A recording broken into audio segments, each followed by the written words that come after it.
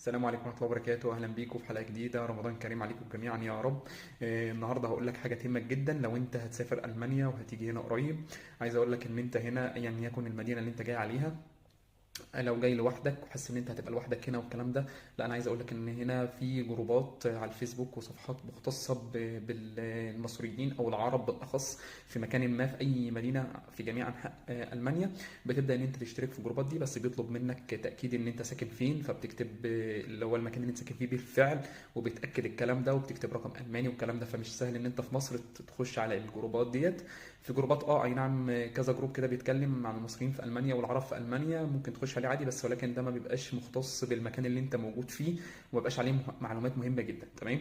فانت لما تيجي في المكان اللي انت جاي هنا في المانيا ايا يكن المدينه، بتكتب العرب او المصريين في مدينه كذا او كذا، بتبدا ان تظهر لك جروبات كتير، بتبدا ان انت تخش تشترك عليها وبتعمل طلب وبتبدا تسجل ايه مكان سكنك والكلام ده كله.